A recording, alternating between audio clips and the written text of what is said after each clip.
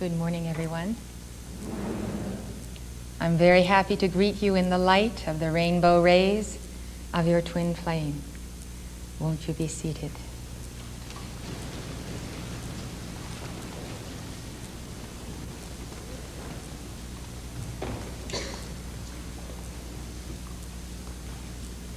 We have called this seminar because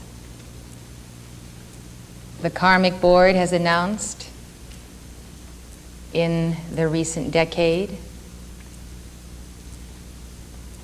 that they are sending forth the light and the dispensation for twin flames to work together in the task which is set before us, which is to bring enlightenment to this world, to help all people realize their inner potential, and thus hand in hand in a mutual service to strike that blow for the Lord that enables both halves of the divine whole to return to the one.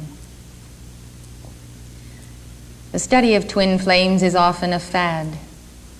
It comes about when people are seeking a mate in life, and sometimes the pursuit is by psychic or human means, and all that people think about twin flames is the most fantastic love affair that anyone could ever think of.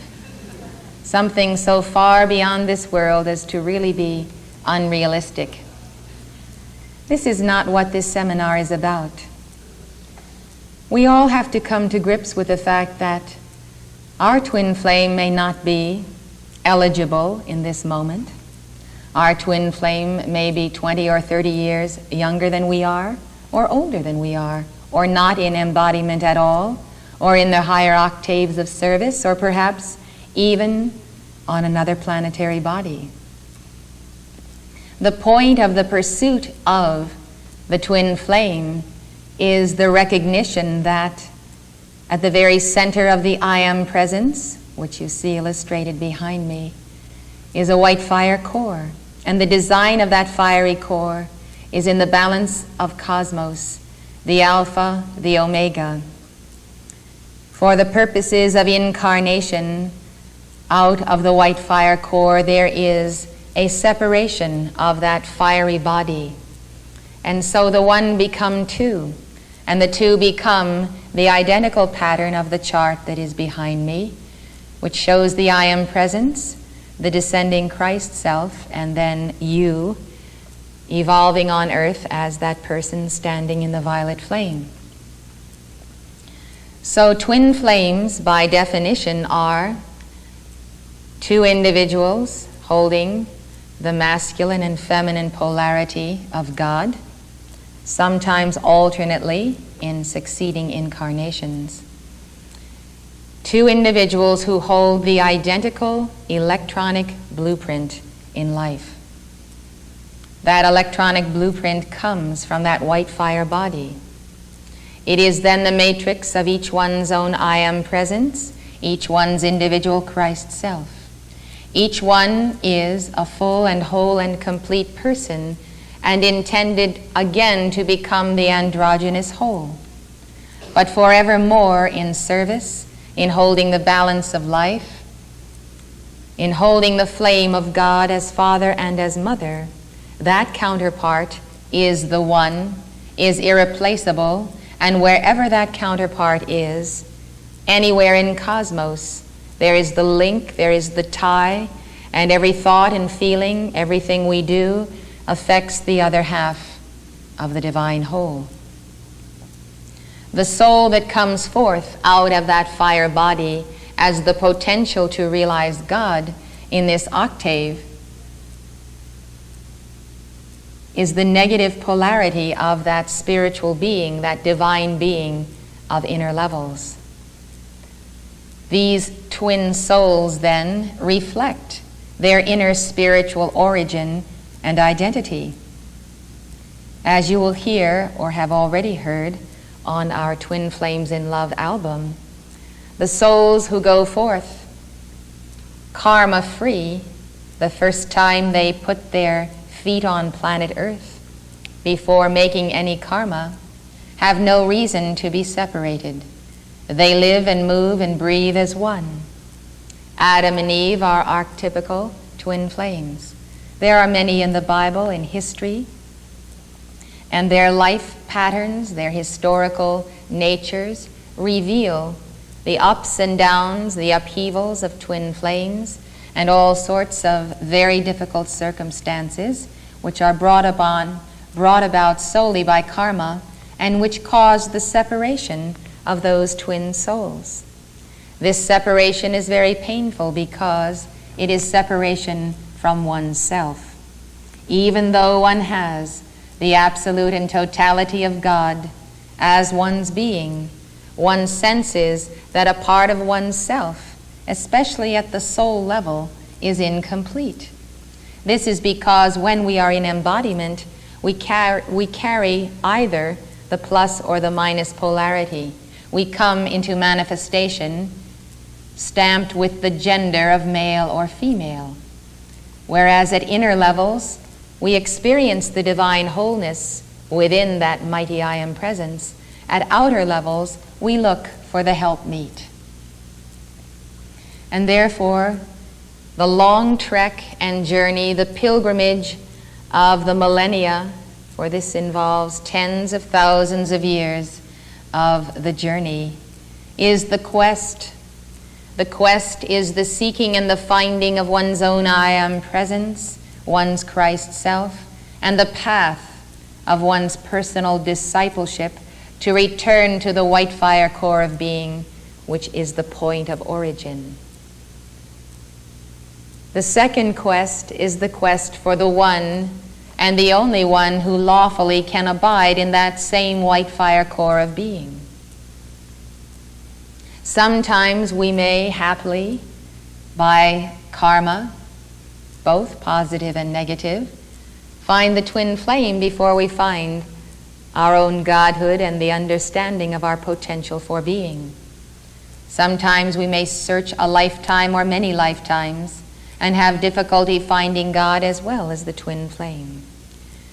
But there is a flame that burns with a never-ending, never-dying fervor within your heart and my heart. It is the flame of love. God is that love, and it is our love for our Creator and our love for the one whom our Creator made us to be a part of. Now, I can tell you from my personal experience in this life, having met and found my twin flame in the person of Mark Prophet, whose portrait hangs and whom you may look upon at this moment.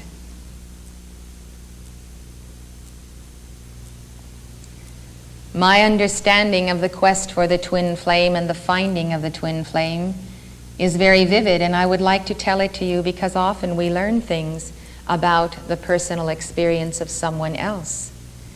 First of all, I never knew that there was any such thing as a twin flame until I was about 18 or 19 and I read Unveiled Mysteries, the I Am Discourses and the Magic Presence, which were written and published by Godfrey and Lotus Ray King.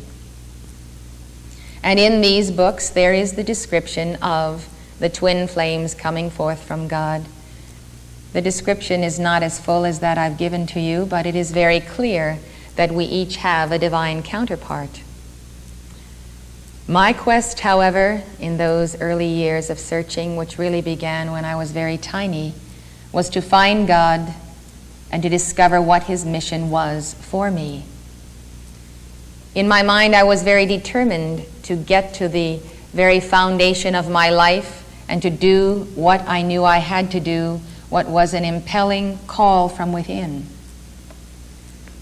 Now, in retrospect, as I have looked back upon this life and read the record of my own life stream in these years, I have seen that in those years of searching for God, I used to leave my body in sleep at night and go to the inner temples and work with the Ascended Masters and work with my twin flame, who was Mark Prophet, who was about 20 years my senior according to the calculations of this life, and therefore pioneered before me and performed the work of the twin flame to lay the foundation of the work which I was also to accomplish.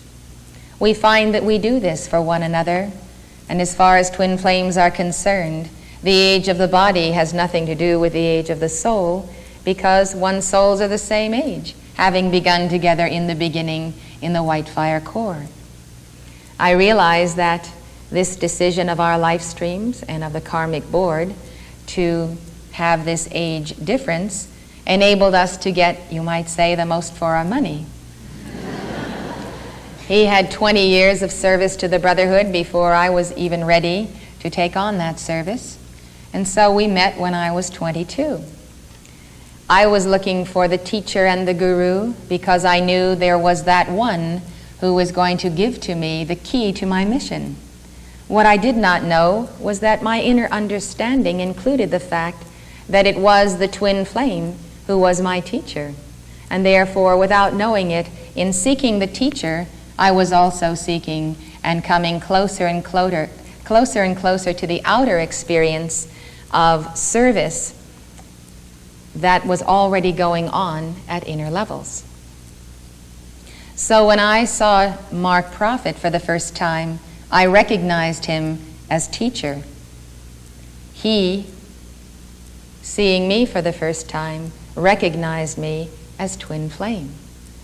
It was a very interesting experience because I was so one-pointed in that direction that I was almost burdened by the thought that I had to deal with other types of relationships or other types of manifestations. And of course, I wanted to be absolutely certain, and I wanted to have the confirmation in my own being that every step that I took was right and was the will of God, so that I would not make any mistake to the harm of any part of life. By this time in my service, I had seen El Moria, who had appeared to me in the park in Boston to let me know that indeed I should become a messenger and I should be trained. I was aware of the Ascended Masters. I felt very close to El Moria. As I came to find out later, I have known him, as many of us have in previous embodiments. And so I made a call to El Moria and I asked him to reveal to me and confirm within my own being that this indeed was my twin flame and that the mission was far more vast and far more complete than I could have ever have contemplated in the mere search for the living teacher. And I remember a very astounding experience that I had. It was one of these indelible experiences that one can never erase. It never dims by time, and one has the sense almost of the impact that you would imagine if you met an extraterrestrial visitor or something of the absolute extraordinary occurred. And it was this. This is the way El Moria confirmed to me the presence of my twin flame. I went to look in the mirror. I wasn't actually going to a mirror to look into it. It happened to be where I was dressing. And I looked up and I looked in the mirror, and I did not see myself. I saw the face of the soul of Mark Prophet.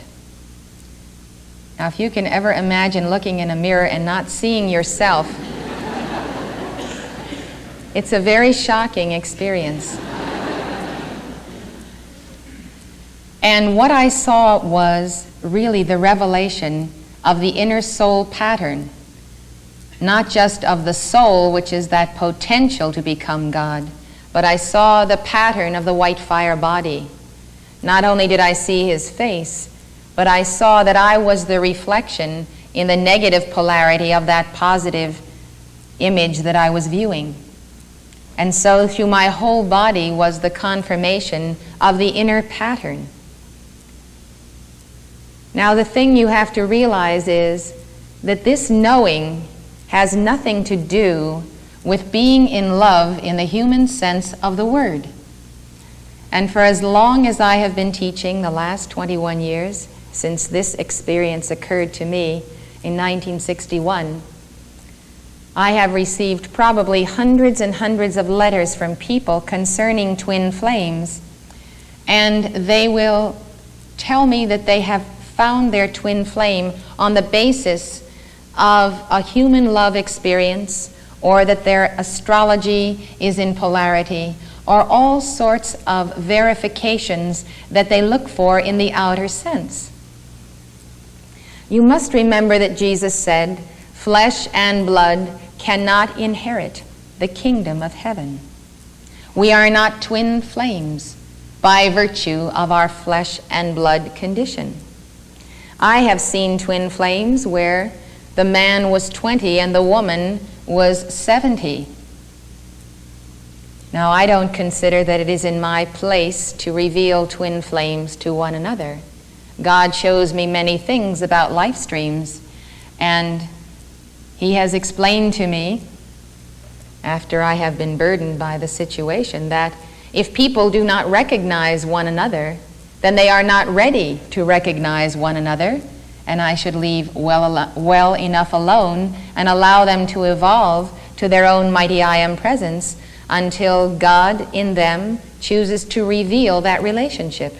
If the relationship is not going to serve a divine purpose, a spiritual purpose, if a relationship involves breaking up families and homes and causing a cataclysm in people's lives because they are in different situations that they are bound to be involved with during past karma, then the outer mind would rather not have to deal with what the soul knows at the subconscious level. The outer mind can only handle so many circumstances, so much karma at a given time. And so we have to understand that the encounter with people, the intense encounter of the feeling of a polarity which may very well be spiritual, of a mutual love that is intense, can be the result of many different circumstances. Karmic relationships are always intense. We have many such relationships with people with whom we have made karma in the past, good karma and bad karma. Sometimes the worse the karma, the more intense the impact when we first meet someone, because there is God imprisoned in past negative activity. A negative experience of the past, such as violence, hatred, murder, non-caring for one's children, one's family, something that you have done together with someone else that has really caused an imbalance in your soul, in your life stream, a weight, an absence of resolution. This is a very gnawing condition in consciousness. Your soul knows why you have come into embodiment. You have stood before the karmic board. You have been told there is this situation that requires resolution. You and this person once caused the collapse of this city, or many people to be involved in famine. These are not unlikely situations. The ramifications of what we do by committing sin or by omitting to serve life are very great, and they're very heavy. The soul at inner levels is very conscientious and desiring to serve, to do what's right, and to right things that are wrong. So you may meet someone, and especially this may occur in the teenage years, latter teenage years, 20s, and the impact will be stunning. It's like the impact of planetary bodies. And it will be stunning because you are so excited that you have found the person with whom you can balance this section of karma, and your soul knows that if you do not get through that karma, you cannot enter world service. There may be children involved, and you may have to have certain numbers of children who are a part of a certain family or group karma. And because the goal of life is reunion with the Christ self, reunion with your I Am presence, and ultimately reunion with your twin flame, you realize that if you don't get this karma balanced, you will not get to your twin flame. And so the faster you submit to the law of your own karma, the faster you are going to be liberated. Now, here in the dawn of the age of Aquarius, we are in a situation where all things are coming home to roost. All of the birds that we've sent forth from our mental body, the fishes out of the emotional body, all things are swimming and flying back to roost in our tree of life and in the flowing stream of that tree of life, because it is the age of conclusion, it is the age of resolution. And so you may have one of these very intense impacts in a relationship. You may be in the sphere of that karma, in the level of awareness which you can have, which is inclusive of your consciousness, of your karma. There is nothing more important. There's no one in all the world you'd rather be with. There's nothing you'd rather do. The love is there. The newness of the relationship is there. You marry, you start a family, you start working together, and you start working out this karma. Well, you all know the expression, the honeymoon is over. Well, that expression has to do with the impact of karma once there is a binding relationship of marriage. And this is why people do not like to get married, because they resist bearing one another's burden. And that is the inner meaning of the ritual of marriage. In marriage, we come together till death do us part, in sickness, in health, for richer or for poorer, and so forth. And that means that when we are wed, our karma is one. We share our karma, good and bad. That's why Jesus said we should not be unequally yoked together with those of unlike mind. And what fellowship hath light and darkness? If you marry someone who is beneath you in the momentum of light attainment, who has a very heavy karma, when the honeymoon is over, you're going to feel the weight and the impact that you have taken on the karma of someone else. And that someone else is on the good end of the bargain because he's gotten all the light you have, or she has, and so forth. But nevertheless, that still may be ordained, and it may be the correct decision, and it must be the correct decision because you made it. And you made it the decision because you needed to make the decision, because your soul had a need to resolve. This need for resolution can be explained by the way an oyster feels when he gets a little grain of sand, and he's got to keep on covering it over and covering it over because it's a botheration. It's an irritant to his world. Because it's an irritant, he makes a pearl out of it. He doesn't value the pearl, but we do. So we go and harvest the pearl. Well, that's how karma is. It irritates. And we want to smooth it over. We want to make it right. And the way to smooth things over is to experience love in a day-to-day situation. Now, the thing about this karmic marriage that you are into is that you can never get out of it, you can never get free of the relationship if you don't meet every jot and tittle of the law, if you don't balance ultimately and finally what there is between you. You will re-embody, and you will still have to enter into some sort of a relationship with that person, even if it is a business partnership or whatever it may be.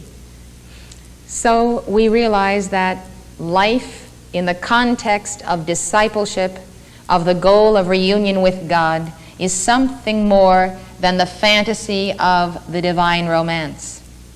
The divine romance is there, it's waiting for you, and what you have to realize is you are already experiencing that divine romance at inner levels of your being. No one in heaven or in earth can separate you from your twin flame. That's why it is said, whom God hath joined together, let no man put asunder. That is a quote from the Lord Jesus Christ. And when you go to the altar of a church and a minister or rabbi or priest pronounces the blessing upon the marriage, he is doing so at your behest because you have requested that you should be married. You are receiving a blessing, but it is not a condition or an estate where it can be said, whom God hath joined together, let no man put asunder. God has joined together you and your twin flame in the beginning. And in all other conditions and circumstances of life, no one can separate you from that love of God in your twin flame. That is the real meaning of that passage of Scripture. So karmic marriages, marriages of soulmates, which we are also going to discuss, other conditions of life may come and go, and they are for a purpose. And while we are in the midst of them, they are intended to be a celebration on earth, a divine ritual on earth of our inner union with our twin flame. And this is lawful. What is not lawful is that you treat such a relationship lightly and do not give it your best and your most and the most fervent love of your heart because you say, well, this person is not my twin flame and this is just a karmic situation, so I'll give it a token effort, but I'm going to wait till the real thing comes along. Well, that's a very good way to prolong your karma and to make more karma. We look at life in terms of the fact that people whom we are with, no matter who they are, no matter what relationship, of all the human relationships we have, whoever we are dealing with is God. The person is God, the divine flame is God, the potential is God, and we must love that person with our whole heart, with the purest and highest love that we would have for God and for our twin flame. That love is liberating. It is a transmutative force. We need forgiveness in relationships. We all have much to forgive and much to be forgiven for, or we would not find ourselves on this planet at this point in time and space. There's one thing we can all be certain of. We need the grace of God. We need the flame of forgiveness. And we need liberally to forgive others and to forgive ourselves, because that's the whole point of karma. So it doesn't matter if you're married to your twin flame, if you've ever met your twin flame.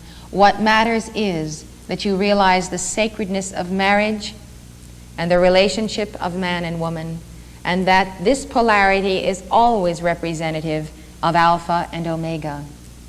And when each individual, whether they are twin flames or not, goes into the very depths of that I am presence, that superconscious self, and puts on that fire and that presence and that love, and can hold the balance of either Alpha or Omega as a divine office, as a divine purpose, and can keep the focus of that purpose on a daily basis, he is therefore supplying the counterpart to the person that might be husband or wife.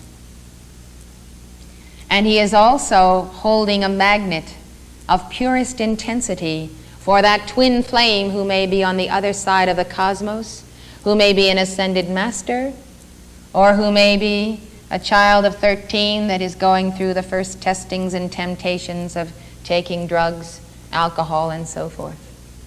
Wherever your twin flame is, even if your twin flame is a cosmic being, your twin flame needs your support and your love.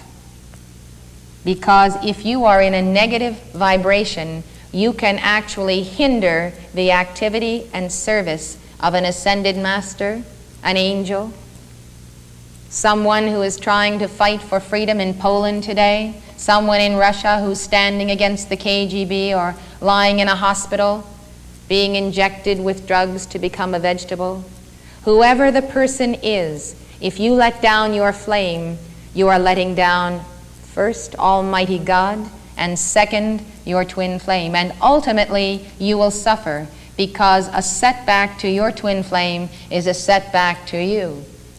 And on that day when you make your ascension, and you would like to know your twin flame is going to ascend also, that twin flame may not be ready to ascend, may have another 1,000 years to embody upon earth, because you did not supply that extra thrust of spirituality and light and selflessness that could propel that person into a higher dimension of their own consciousness.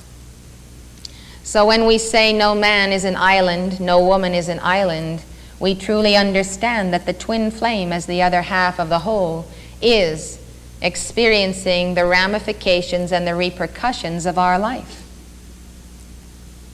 Now, I have a very conscious awareness of the fact that I am a support to my twin flame. As I was saying yesterday, the most important thing about being woman is to understand that one is needed. I think that's important to man also. We all need to feel needed. When I first met Mark at the age of 22, and I was called by El Moria to be trained to be a messenger, El Moria and Mark told me that according to his life cycles, he would not be in embodiment more than 3 years. And that if I didn't discipline myself and submit to the discipline, that I would not receive the mantle of messenger, and there would not be one carrying that mantle and that authority. So I had a great impetus to beat into submission that beast of the carnal mind, that human ego, and any and all other planes of human consciousness that would be non-acceptable as a vessel for the ascended masters. And so I did what I knew how to do, which was to care for Mark in terms of his diet, in terms of his life, in terms of keeping the pressures off of him, and doing all those things that become burdensome in running an organization and doing the work. So he was given the dispensation by his own renewed vigor and determination in life to be with us 12 years rather than 3. And so we had the benefit of 12 years of teaching from him rather than 3 years. Now I'm certain that that was by the grace of God, and of course I take no credit for it, because anything we do, unless God adds his grace, is really of no avail. And God chooses to insert his grace into our human efforts when he weighs the heart and weighs the situation and performs his will. I have the sense today, since the ascension of our Mark, that I played a role in assisting him in his 12-year cycle to balance those conditions of karma that we needed to balance together. And that togetherness had to do with bringing forth the teaching, contacting many individuals who have ascended through that mission, having our 4 children, and preparing the entire foundation so that all of you and many more could come into this path of doing the very same thing, finding the teachings, finding your I am presence, and beginning that sense of conscious cooperation with your twin flame. Now Mark is ascended, and I realize that my being in embodiment has multifaceted purposes. I am here, for one thing, to complete the balance of 100% balance of karma for both of us, so that when we're both ascended, we will be free. I am here to anchor the teachings that he began. He, in the masculine polarity, occupies the office of alpha. The office of alpha is to send forth the alpha thrust. It is always the initiation and the original impelling of the mission that is to be accomplished by twin flames that comes forth through the masculine half of the whole. And it is the office of the mother, or the omega half, to bring this to the return, to take that cycle and bring it right back to the point of origin in a complete circle. So we say God is the author and the finisher of our faith. Well, this Elohim, the divine us, male and female, the author of our faith will be our father, and the finisher of our faith will be our mother. And so I understand fully, as you do, that all we have as teaching comes through the divine author, Almighty God, which was set forth to us by our beloved Mark. And the finishing of that faith comes forth through the amplification, the breaking of the bread of the teaching, the further details on the original matrix. It's like the Father provides the skeleton, the original spirit impetus, the seed of life, and the Mother fills in so that we have a bouncing, beautiful baby boy or baby girl when the matrix is complete. So the publishing of the teaching, the ongoingness of the breaking of this bread of life, so that you can assimilate it and understand it, so that we can hear it again and again until we have all become the fullness of our own Father, Mother, God. So this is my understanding of my usefulness. It's also my understanding of why, when twin flames are concluding their mission, why perhaps one is taken and another is left, which are the words of Jesus. Two laborers laboring in the field. Well, the two laborers may very well be you and your twin flame. Or they may be you in a karmic situation where one remains with the karma and one goes on to a higher mission because his karma is through. So I understand that there is no separation in God, and I do understand that we also have to live with the law of octaves. And I do understand that it is lawful in the Aquarian age, therefore, for the ritual of marriage to be celebrated for other reasons than the marriage of twin flames. It may be the very reason which Gautama Buddha has taught us, that in order for any mission we have to be fulfilled, we must be holding, or someone must be holding, the alpha and the omega polarity in physical octave. And therefore, having known and had a marriage of twin flames, we might enter in to the experience of the realization that our twin flame is ascended, someone else's twin flame is ascended, and therefore we need to hold the divine cube, where on earth we are holding the balance of alpha and omega, and in heaven that same balance is being held. It's a wondrous thing to contemplate the life of Saint Germain and of Mother Mary. Saint Germain is the hierarch of the Aquarian age. Mother Mary is an archangel, and she is the divine complement of Raphael. They came into embodiment for a very specific purpose, to give birth to the avatar of the Piscean age, Jesus Christ. Raphael the archangel held the balance in heaven for Mary, and the twin flame of Saint Germain, who is known as the goddess of justice, held the balance for him during many long incarnations. So the laws of God take into account and accommodate the human condition. We all have a human condition right now. You have a scroll upon which is written the law of your life, which is the law of your karma, which you have made. As a co-creator with God, you have made good karma, you have made bad karma. The law is written of the inner blueprint, which is underneath this page. Our human karma is like an overlay which we've put over the original fiery blueprint. We see that overlay, we see its writing, and we see peeking through what is underneath. We all know how life should be for us, how we would like it to be in the idyllic, Edenic sense of the word. And then we look about us and we are still in the state of toiling. But we have hope in our heart. Jesus Christ, Christ the hope of glory in each of us. And that hope lies in the fact that we know what is real at inner levels. We know where we have come from. We know who we are. We know where we are going. God has given to us the gift of the violet flame to get there. And so we take every day as an opportunity to erase the overlay so that one day that entire page can be turned over, and once again we are returned to that point of Eden. You see, each of us with our twin flame has our own little Adam and Eve story to tell. One partakes of the fruit of the human consciousness in place of waiting for the initiation of Maitreya. The other partakes of the fruit, sometimes solely because the other does not want to be separated from the first, and therefore has enough sense to make the identical karma, to receive the identical punishment, so that there will not be a separation. This is an amazing experience of twin flames. So great is that love.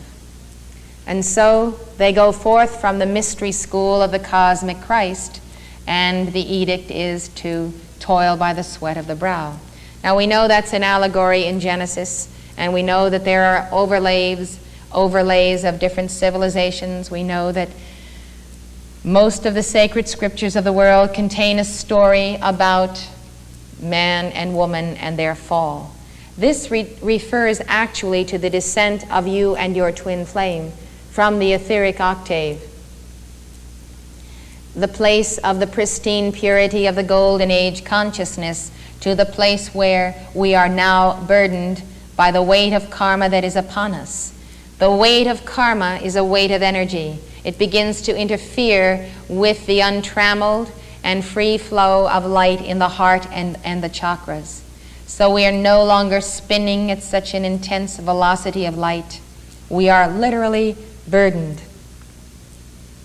Now we know the meaning of the weight of a physical body. We know the meaning of the weight and the gravitational pull of the earth. It's harder to move around. We have to experience cycles of rest. We are limited. We can all only do so much in each given day, and then the body is spent, and we must put it to rest and recharge it again. We all have that sense of limitation, which we did not have in the etheric octaves or in the golden ages. So that descent is the point of sorrow, and the greatest sorrow, of course, is separation from the face-to-face encounter with a beloved I Am Presence, the face-to-face encounter with the person of Christ, our Christ self, or the Guru, the Avatar, and then the loss of the perpetual communion with the twin flame. So at that point, we begin to make karma with other life streams, and there are the long separations which may go on for many lifetimes. So this is sometimes the source of depression, sorrow, burden, sense of lack of fulfillment in life. And often, of course, it is an illusion because people say, well, if only my twin flame were here, everything would be wonderful. And I can't get along with this person, and we're not really alike, and we don't agree, we don't think alike, and all these problems that come up in relationships. And we have the sense of the ideal, the sense of who this person is, and this person will absolutely, completely, and totally be our complement, and all of our dreams and wishes will come true. Well, actually, twin flames develop different personalities by being separated for so long. They actually go through conditionings, negative conditionings by negative experiences. Twin flames are not necessarily alike. They may have an astrology that clashes.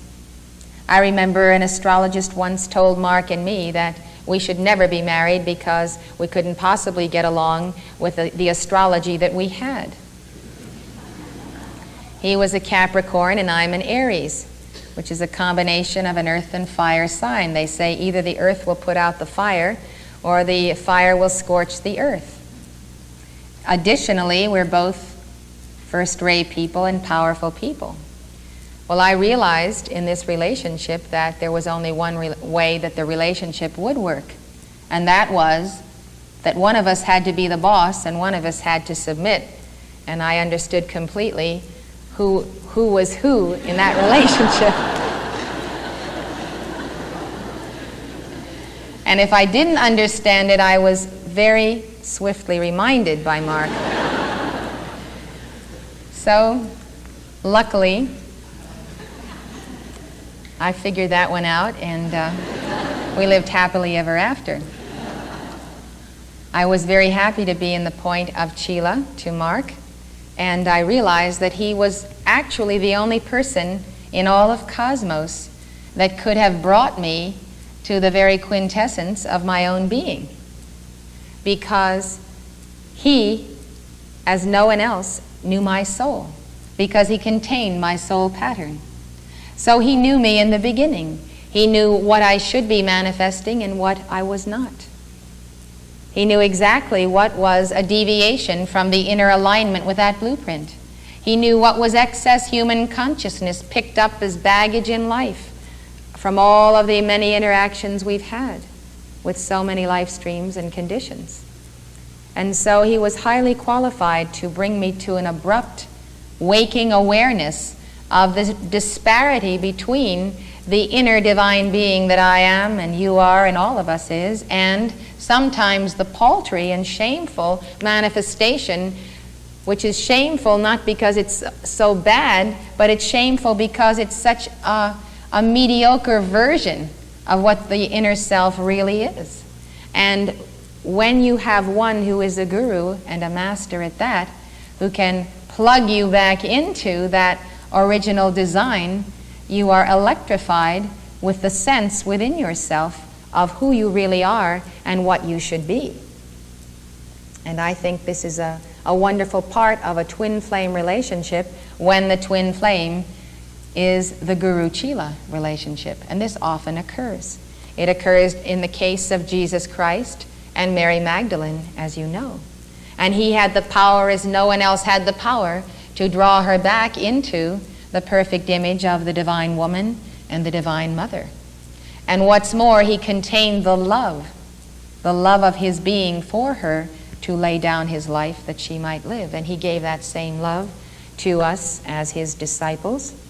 And the disciple and the master relationship is also the polarity of Alpha and Omega. This is why in the Catholic Church the nuns are considered the bride of Jesus Christ, because he is like their twin flame by proxy, because he is the focal point of the cosmic Christ, representative of the one who will ultimately become the divine whole. So when you have a guru, the guru does hold the focus and the flame in physical embodiment for your twin flame, and holds the inner pattern and the Christic pattern for you, because the faster you become more like the Christ who you are, the faster you will become the magnet to magnetize the soul of your twin flame back to that same original blueprint. So in terms of twin flames and the meeting of twin flames, we have to go back to the statement of Jesus Christ once again, that flesh and blood cannot inherit the kingdom of heaven, and flesh and blood does not guarantee you a harmonious relationship with anyone, including your twin flame. What will guarantee it is your determination to work hard at a relationship. There is no relationship, any friendship, our children, brothers and sisters, relatives, professional relationships. There's no relationship which, if it's going to endure, does not require work. We all have to give of ourselves and give a lot in order to sustain that interaction with anyone. So you have to see that twin flames, by having gone all over the earth in all kinds of incarnations and circumstances, might, through karmic conditions, have superficial personality clashes. And when these are seen as superficial and we get to the heart of the matter, then we're in the driver's seat, and then we become co-creators with God. So you see, if you go through a lot of relationships and you can't hold on to them, and you can't really get to the profound inner meaning of these relationships, I don't wish you much success in finding your twin flame, because you'll probably experience a failure at that also. You see, twin flames do make karma with each other in various embodiments. We do make karma with each other. And so that karma also has to be balanced when we finally get back together. And so there can be a tremendous sense of injustice between twin flames. You did this terrible thing to me. Now I'm going to get even with you, and you can see how it feels. So that also explains what occurs in karmic relationships, where you see marriages and you see people and they fight hard, and you can see no purpose to the relationship. Why don't they just quit and separate, because this has been going on for years, and next thing you know, they're back as lovebirds again and starting all over again, and this repeats and repeats and repeats, and nobody can understand what's going on except the two people involved. And of course, it's a very dangerous thing, because there's a lot of karma making in that heavy discord, those heavy scenes. And ultimately, they become so self-destructive that often the solution is for people to go their separate ways, even twin flames.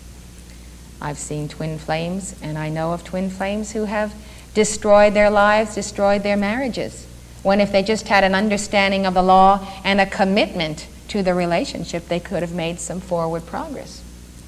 I've seen twin flames who are alcoholics, drug addicts. I've seen them ruin their lives, ruin the lives of their children, wind up in the dregs of disappointment, and life comes to a conclusion, and they pass from the screen of life, and they are sorry beyond words at the soul level when they stand before the karmic board and see that they utterly failed in the assignment to go down and get things together and make things happen. So you need to be ready to meet your twin flame. You need to have a good deal of self-mastery. You have to have a dedication to something more than your twin flame, and that something more is God. You've got to love God first and be very sure of your path and your service, and that you're not going to give in to discord or the theatrics of the human ego and all kinds of self-indulgence and demands. You cannot demand that anyone be a complement to your human personality with all of its faults. You cannot expect someone to be to you father and mother and brother and sister and lover and husband and son and daughter all at once, so that every time you experience the least little bit of a problem, your idea is that this twin flame or this spouse is going to move right in and pick you up and everything's going to be rosy. You have to decide to be complete in yourself, and then, by the magnet of your wholeness, you will attract wholeness in another person. Now, I have to tell you that sometimes and in some circumstances, because of such a difference between twin flames, God actually works it so that we embody as brother and sister, or as twin flames, or as father and child, or of the same sex. Because on a marriage relationship, the relationship would not be profitable and would probably hinder those persons more than help them, because a marriage would produce more bad karma, because neither one has the mastery or the commitment to subdue the discord and only allow harmony to flow. There is nothing more painful to a cosmos than arguments between twin flames. It violates the Father, Mother, God in heaven and in earth. It's a desecration against the Holy Spirit. The twin flames of the Holy Spirit, which are called cloven tongues in the Bible, are the twin flames of you and your counterpart. And if you ever remember being a child and hearing an argument between your father and mother, no worse experience could you have. It's a crushing blow to life that those who hold the office of father and mother should experience any discord in the flow of that divine love. And so it is painful to the souls of twin flames. At inner levels, twin flames do not want this to occur, because they know how damaging it is, because it will keep them separated for succeeding incarnations. And so we have to give. We all have human weaknesses. We all have human problems. We have human things we haven't overcome. And when we think of the spouse, the divine spouse, the perfect one for us, we always imagine that that person should be perfect. So when they're not perfect in our eyes, which is only by our own state of imperfection that we have the image in the first place, we throw a tantrum, we rant, we rave, we make demands, we scream, we sob. All these things that are going on in marriages all over the world, because somebody is expecting another person to be something more than that person is and something more than they are. If we have faults, we want the other person to be perfect. So we make demands of people in a marriage that are totally unrealistic. And this is why marriages fall apart. Not to mention, of course, that one of the basic reasons people marry is for sensual gratification.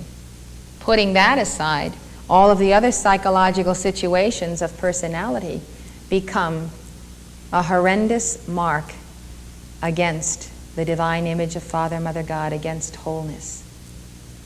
So I advocate that one meditate upon oneself, one's life, and realize that if you want to attract the Lady of Grace or the Knight in shining armor, you have to become that counterpart first. And you ought to look at yourself in terms of scrubbing up that karma with violet flame and meditation, coming to a resolution of your own psychology. And the only real desire that you ought to have in seeking your twin flame is to bring that twin flame the gift of your own spiritual attainment as well as your outer professional accomplishments.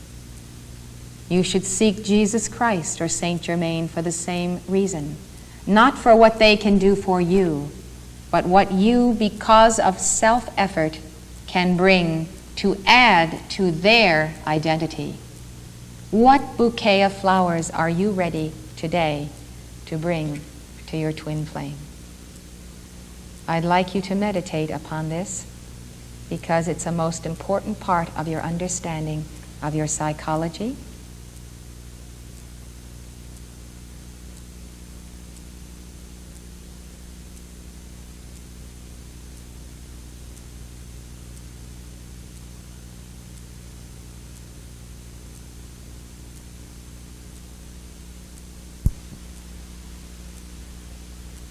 After you have defined what you are capable of giving, on one piece of paper you should write down in your notebooks what you know in the past, by past performance and present awareness, you're not capable of giving.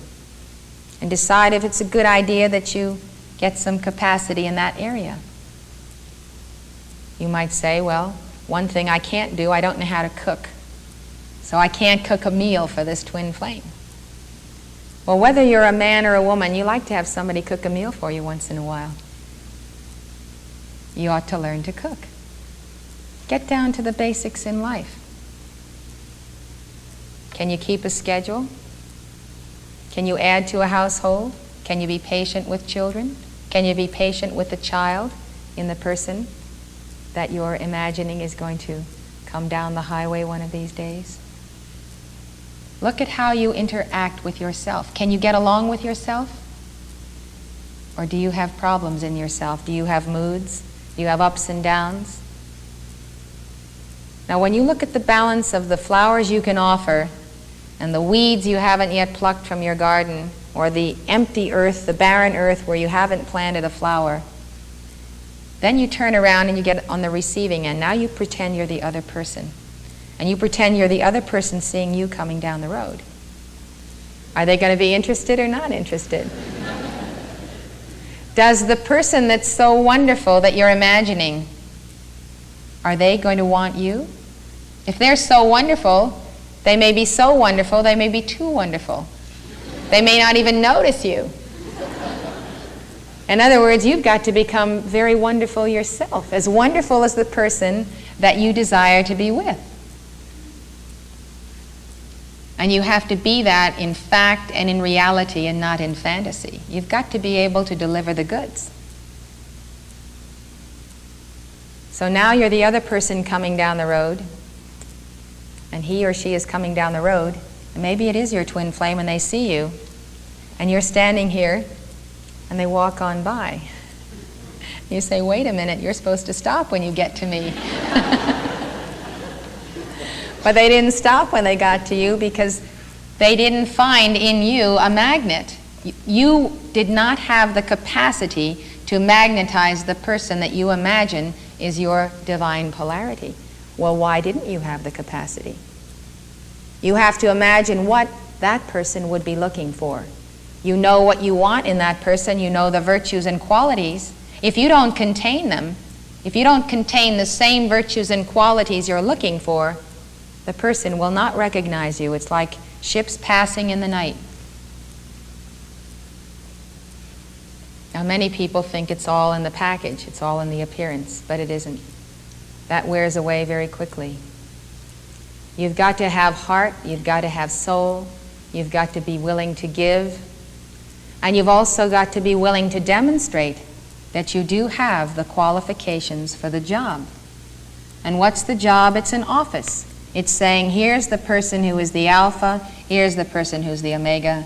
I want to be the counterpart to that person. I have to be able to prove to that person that I can hold the balance for their mission. I can uphold them, I can serve with them, I can provide the counterpart of qualities they need. Maybe the person is the owner of a gas station or a restaurant. Maybe the person is a nurse or a doctor. Whatever they do, you've got to be able to give something to their life that they need, because all relationships are based on need. We don't form partnerships or marriages or associations or even friendships, except the fact that we perceive another's need and we're happy to give it. We have needs and they're happy to give it. When you stop having needs, you generally stop calling people up and seeing them. even if it's a need to play a game of cards with somebody or go to the horse races or do anything that people do in the world. If you can share something, you've got similar qualities. Now, you may share things at one level, but when it comes to a spiritual sharing, there may be a blank. And you have to learn to live with the idea that if you're going to establish your life with someone and there's a gaping hole of an area that means a lot to you, and you know it's not going to work, you have to be honest. You have to be very honest in a relationship, because you may see well in advance that you're not going to be able to provide interest, a major interest that that person needs, and you may see they're not going to be able to provide yours.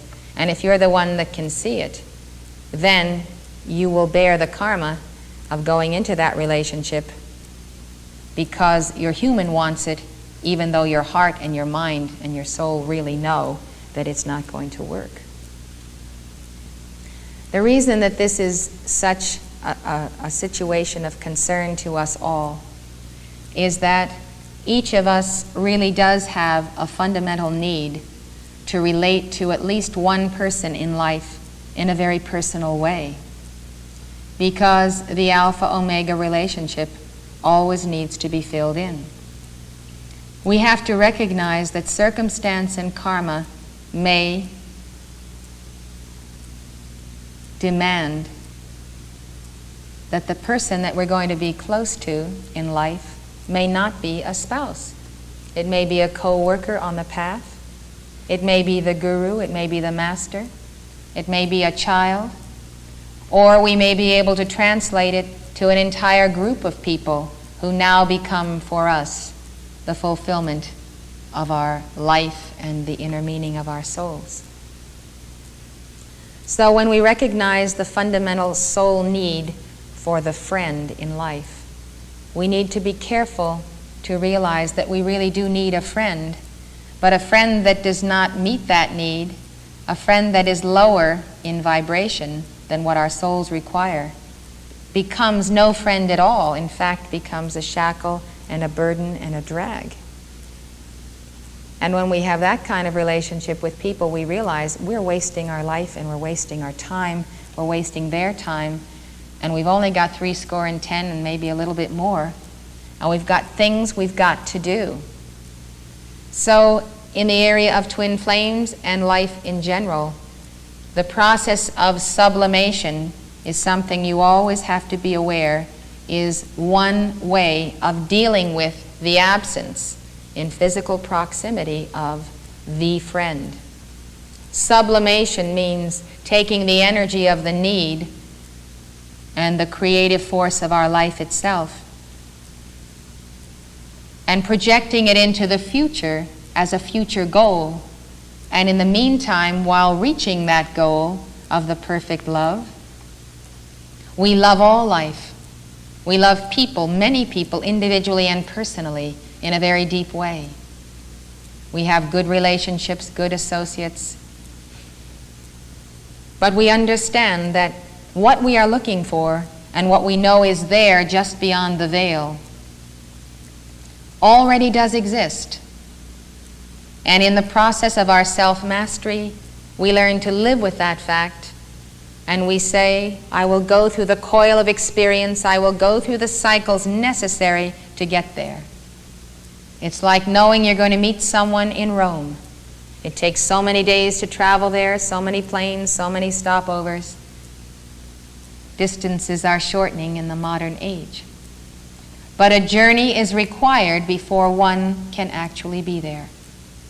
If we don't understand sublimation or etherealization, if we are a creature of wants and demands, I want what I want and I want it now and it has to be now, we will accept a lesser standard in our lives and we will actually not have the power to attract to ourselves what really is the fulfillment of the divine meeting as well as the divine plan for this embodiment.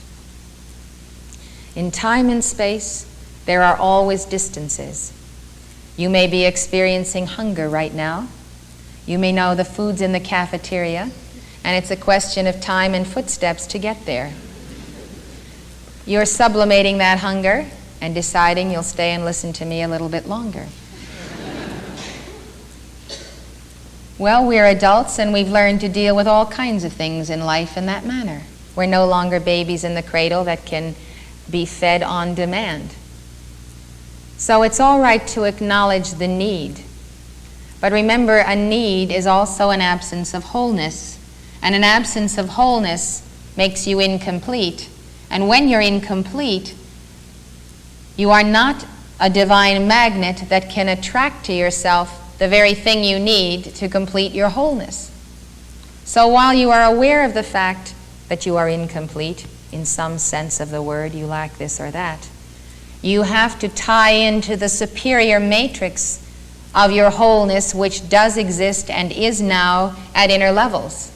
Your Christ wholeness, your wholeness of your I am presence, and your absolute divine union with your twin flame. You need to affirm it right here in the solar plexus, in the desire body. You need to have a sense of peace about present wholeness. When you have that peace, then and only then do you have something to offer anyone, any part of life. When you have the peace of wholeness, all you can do is attract from the four corners of the heavens more of that wholeness, more of the confirmation of what you know you are and what you are in reality. So while you have a sense of filling in the matrix, while you have a sense sooner or later you're going to eat and fill that hunger, presently you affirm, I am filled, I am full of light. By that affirmation, by that divine beatitude, you will attract every person, every condition, every circumstance in your life that is necessary to the fruition of cosmic purpose. And that may or may not include your twin flame. But it no longer matters because you are your twin flame. I and my Father are one. I and my mother are one. We are one here and now. That statement eliminates time and space, all distance and Maya. It gives you peace and harmony. Because you know you are whole, you pull down from that causal body of light, your I am presence, all of the virtues and factors and talents and supply and abundance and beauty and joy and wisdom you need to be who you are. And when you are that one, people are magnetized to you because of their sense of need. You have in manifestation in your aura what they need. And so they come. They come to be fed. They come to hear. They come to be nourished. They come to you for advice professionally. They come because you have something they don't have. And you have that very simple key that all that I am here and now. I am one. Alpha and Omega are one where I am. There is no distance between me and the white fire core of my twin flame. That is who everyone is seeking in life, the person who is whole and knows he is whole and uses his very wholeness to transmute the actual lacks in the physical plane, the last vestiges of karma, and all of the various human consciousness situations that kind of get left over and still have to be dealt with in life. So that is the key to your union. And I think that that affirmation of being is the starting point of your happiness. If I see someone coming down the road who is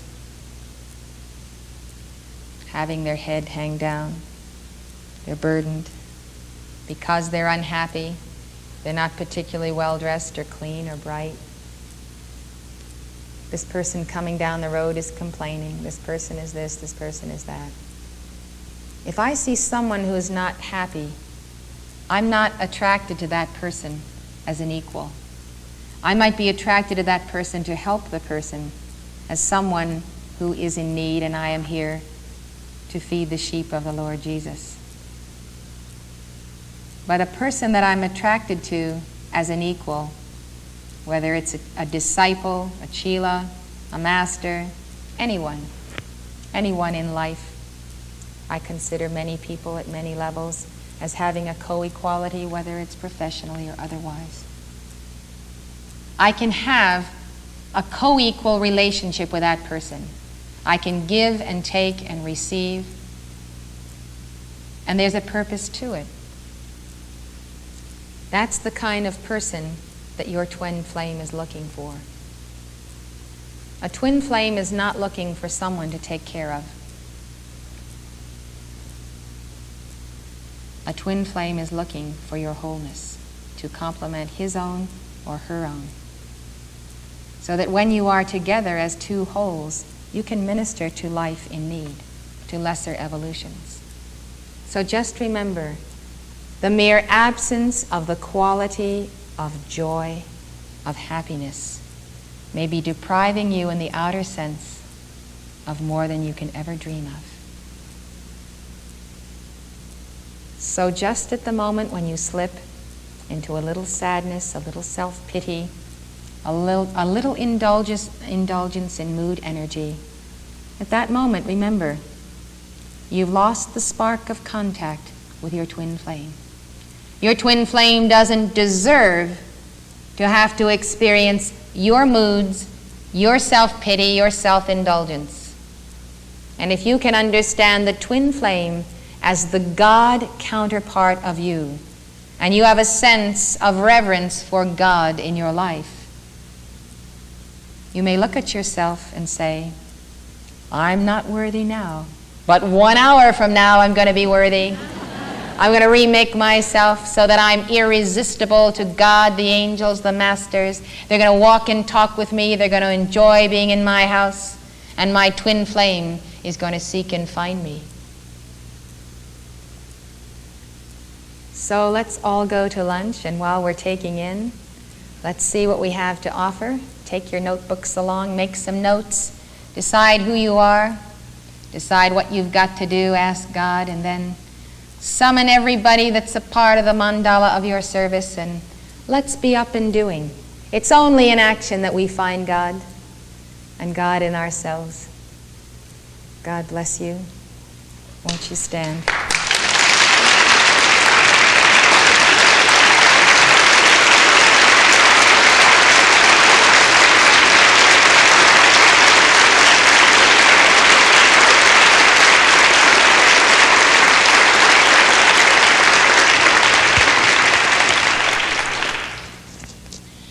Beloved mighty I am presence from the heart of all life, beloved Alpha and Omega, I call forth the twin flames out of the white fire core of being, for and on behalf of each and every living soul.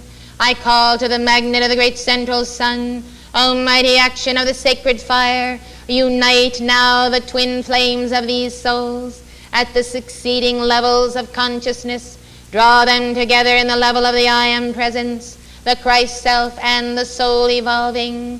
I call for a mighty clearing action now by the hosts of the Lord, the mighty I Am Presence, the 7 mighty archangels, of all that separates twin flames, all conditions of anxiety and incompleteness.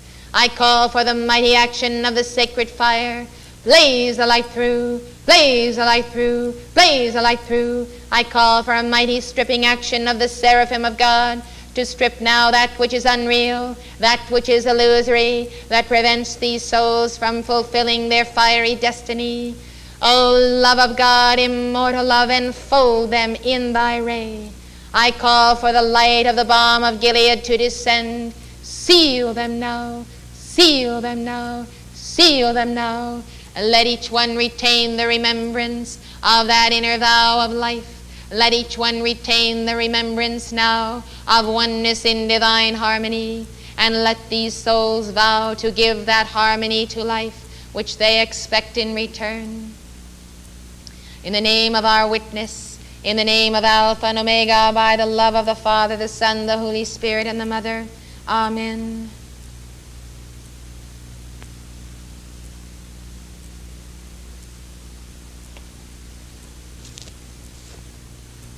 I'd like you to sing as we leave.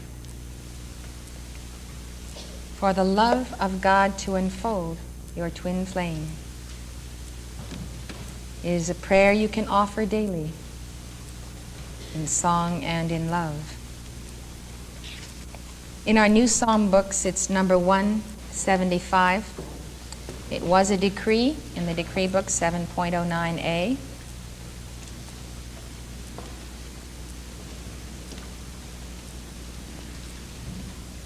We're calling for the love of God to enfold the twin flame, whoever, wherever he or she may be. And as you sing this, let the pronouns be your reference to your twin flame. You can say him or her as you wish.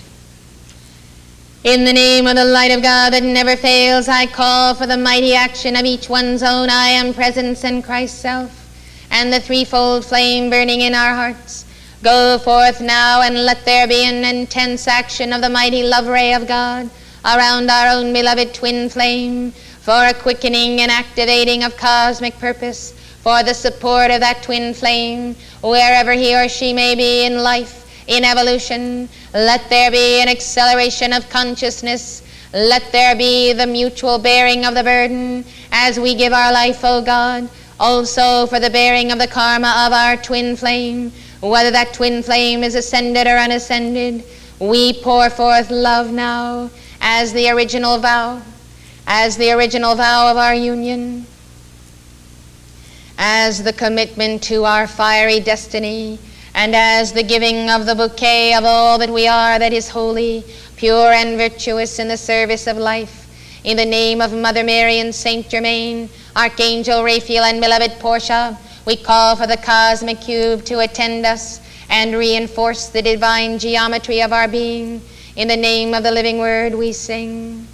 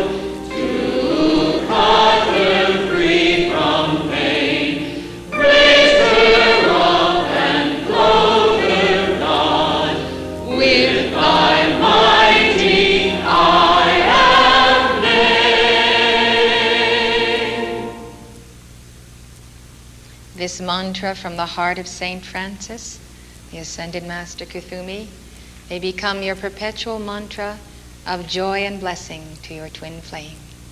God bless you.